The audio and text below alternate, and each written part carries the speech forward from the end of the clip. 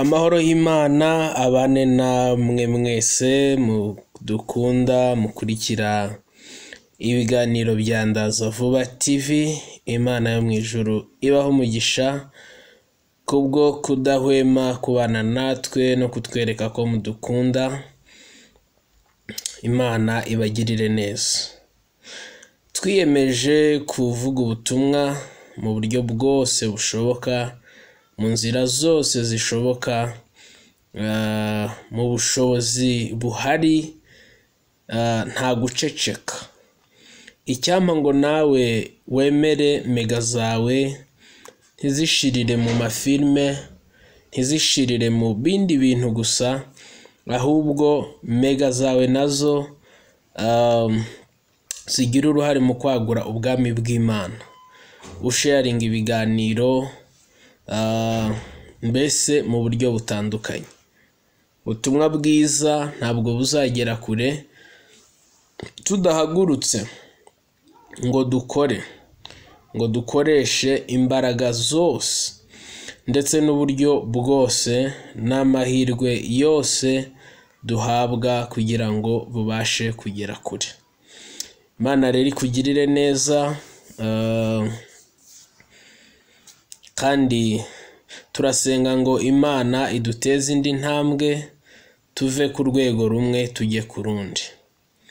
Karibu rero muri ruhuka y'uyu munsi. Imana ikugirire neza. Uyu munsi turasoma ijambo ry'Imana mu butumwa bwiza bwa Yesu. Some muri Yohana igice cya 11. Turahera ku murongo wa 38. Yesu yongera gusuhuza umutima, agera ku gituro cyari isenga ishyizwemo igitare ku munwa. Yesu arababwira ati nimukureho igitare. Marita mushiki wapfuye aramubwira ati databuja none aranuka kuko amaze iminsi 4. Yesu aramubwira ati sinakubwiye nti niwizera uri bubone ubwiza bw'Imana? Nuko bakuraho igitare.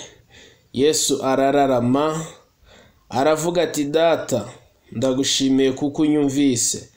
Bwanjye narinzi yuko unyumva iteka, ariko mbivugiye kubw'abantu bangose ngo bizere yuko ari we wantumye. Amaze kuvuga ibyo arangurura ijwi rirenga ati Lazaro sohoka. Uwari upfuye arasohoka, azingazingiye mu myenda amaguru n'amaboko n'igitambaro gipfutse mu maso he. Yesu arababwira ati nimumuhambure mumureke agende. Haleluya. Iyi ni inkuru y'umugabo witwa Lazaro, musaza waba Marita. Kandi Bibiliya iravuga ngo Yesu yakundaga Marita na mwene se Lazaro. Ariko Yesu yumva yuko Lazaro yapfuye. Yesu aho kugira ngo ahite agenda, ahubwo afata umwanzuro arasibira, ntiyahita ko ajyayo, kandi mu by'ukuri yari yabyumvishe. Nyuma aza kuza kujyayo. Hanyuma agezeyo asanga ikoraniro ry'abantu, asanga umubare munini w'abantu, asanga abantu benshi barahari bari kurira bababajwe n'ibyabaye, kandi koko byari ngombwa kubababaza yuko Lazaro yapfuye. Ariko Yesu ntabwo yigeze we avuga ko Lazaro yapfuye, ahubwo yavuze ko yasinziriye. Kandi aravuga ngo ni ukugira ngo imirimo y'Imana izagaragare. Bivuze ngo nubwo abantu babibonagamo ibyago, nubwo abantu babibonagamo ibintu bibabaje, ariko Yesu we ntabwo ari bwo buryo yabirebagamo. Yesu yabirebaga mu bundi buryo. Hanyuma agerayo aravuga ati nimunyereka aho mwamushyize. Baravuga ngo amaze iminsi 4. Batekerezaga ko ari umunuko, bumvaga ntacyo biri bumare, bumvaga bisa naho ari ugushinyagura. Ariko Yesu ntabwo atewe ipfunwe, ntabwo atewe impungenge n'iminsi n'igihe umaze mu kibazo runaka. Igihe icyo ari cyo cyose Yesu yabishobora, igihe icyo ari cyo cyose Yesu yabikora, igihe icyo ari cyo cyose Yesu yakora igitangaza. Hanyuma arahamagara, haleluya, arahamagara, ahamagara uwapfuye, ahamagara uw'abantu bamaze gukuraho icyizere ko azongera kubaho, aramuhamagara. Uwo mwanya arakanguka, haleluya. Yesu aravuga ngo ni mumuhambure, ni mumureke agende. Imana ihimbazwe cyane, Imana ishyirwe hejuru cyane. Yesu ageze aha Lazaro yarari, abantu benshi kwizera kwabo kwari guke. Yesu atangiye no kuvuga, bamwe batekereza ko arimo arabashinyagurira, ariko Yesu yari afite ukundi kuntu ari kubireba. Yesu yari afite indi sura ari kubirebamo. Mu bintu bitugoye abantu, mu bintu biturushya abantu, nuko ibyo tureba n'uburyo tubirebamo bitandukana n'uburyo Yesu aba ari kubirebamo.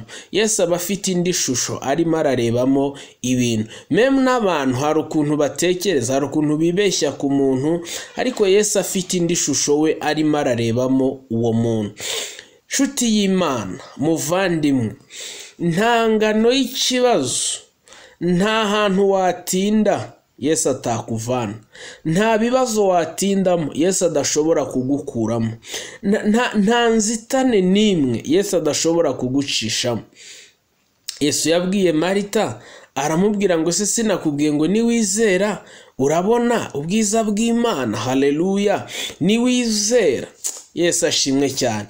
Icyampa wowe uri kumvira ijambo ukongera ukizera, kongera ukizera ko Yesu abishoboye, kongera ukizera ko Yesu indwara yawe ayibashije, ukizera ko Yesu ingorane zawe azibashije, maze ukabona ubwiza bw'Imana, haleluya. Niwizera urabona ubwiza bw'Imana.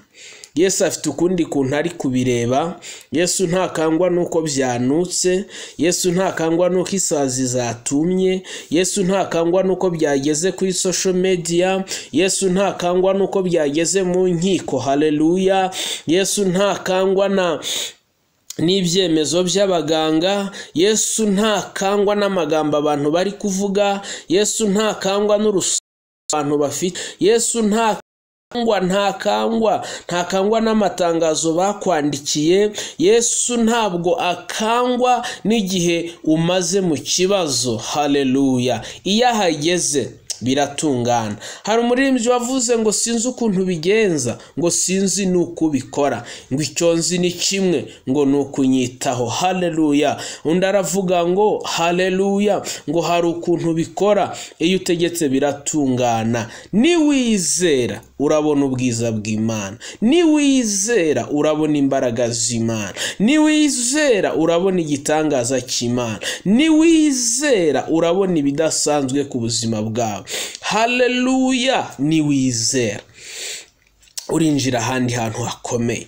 Paul yaranditse aravuga ngo kwizera ni ukumenya ibyiringirwa, udashidikanya ko bitazaba, ngo kandi niko kuduhamiriza ko ibyo tutarebesha amaso ari ukuri.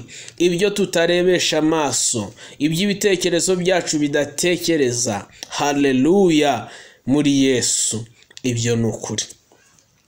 Narinje nkubwira ngo muri ruhuka y'uyu munsi ongera ugirire Yesu icyizere, ongera wizere Imana, ubona imbaraga zayo.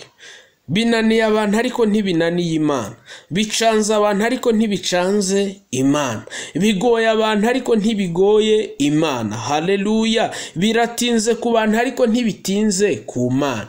Imana iracyafite imbaraga, Imana iracyafite ubushobozi, haleluya. Yesu aracyabishoboye, Yesu aracyabasha, niwe wavuze ngo abarushye n'abaremerewe muze munsange ndabaruhura. Ndagusengera ngo Yesu akuruhure, ndagusengera ngo Yesu agukureho umutwaro umaze igihe, ndagusengera ngo Yesu aguhambure imigozi maze igihe ikuboshye, ndagusengera ngo Yesu agukure muri uwo mwenda bakuzingazingiyemo, ndagusengera ngo Yesu yitamurure ku buzima bwawe. Haleluya! Ibyari umuntu ukabihindure impumuro, kubera yuko arabishoboye. Niwizera urabona imbaraga z'Imana, niwizera urabona igitangaza cy'Imana. Ibindi byose wagerageje byaranze, ibindi byose watakajeho imbaraga byaranze, ariko muri Yesu niho hari ubushobozi, muri Yesu niho hari imbaraga. Umugirire icyizere kubera yuko aracyabishoboye. Urindwe n'Imana, Imana ikugirire neza. Shalom shalom. Yesu akuruhure umutima mu izina rya Yesu Kristo. Amen, amen, amen.